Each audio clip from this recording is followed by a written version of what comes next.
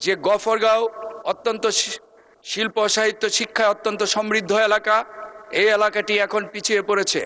এই এলাকায় যদি একটি বিজ্ঞান এবং প্রযুক্তি বিশ্ববিদ্যালয় স্থাপন করা যায়, শুধু ময়মনসিংহ না, ঢাকার যেহেতু শেষ প্রান্ত ঢাকা, গাজীপুর জেলার শেষ প্রান্ত ঢাকা বিভাগের, তেমনি কিশোরগঞ্জ জেলারও শেষে এবং ময়মনসিংহ জেলা, তিনটি জেলার মধ্যস্থলে আমি অবস্থিত। সুতরাং এইখানে যদি একটি বিশ্ববিদ্যালয় স্থাপন করা যায়, তাহলে অত্যন্ত সেই বিশ্ববিদ্যালয়টিতে আমাদের সেই অবহেলিত জনপদের মানুষ যেমনি ছাত্ররা যেরকম লেখাপড়া করতে পারবে, দূর দূরান্তে যেতে হবে না, ঠিক তেমনি পার্শ্ববর্তী জেলাগুলোরও যারা আমাদের ছাত্রছাত্রীরা আছে তারাও সেখানে পড়াশোনা করে ভবিষ্যতে এই দেশ গড়ার আমাদের মাননীয় প্রধানমন্ত্রীর যে মহাপরিকল্পনা, সেই পরিকল্পনা বাস্তবায়িত হবে এবং তারা এই দেশ গঠনে ভূমিকা রাখতে পারবেন। মাননীয় স্পিকার, আমরা দ্ব্যর্থহীনভাবে বলতে চাই, আমরা এই মাননীয় প্রধানমন্ত্রী জনাব তারেক রহমানের নেতৃত্বে কলমের কালি শুকানোর আগে মানুষের প্রত্যাশার চেয়ে বেশি অনেক কাজ করেছেন।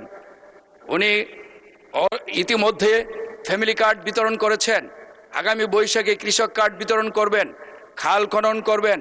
দেশ সংস্কার করতে হলে আমরা বিশ্ববিখ্যাত মনীষীর কথা শুনেছি যে আমাকে একজন শিক্ষিত মা দাও, তোমাকে আমি একটি শিক্ষিত জাতি দিব।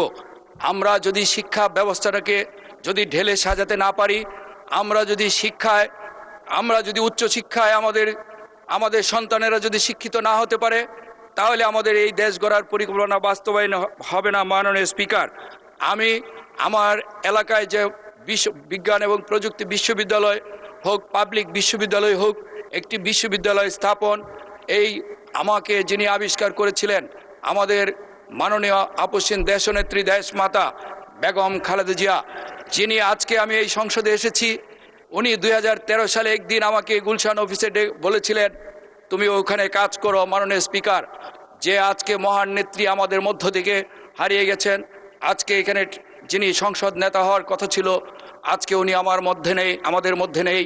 আমি ওনার আত্মার মাগফিরাত কামনা করছি।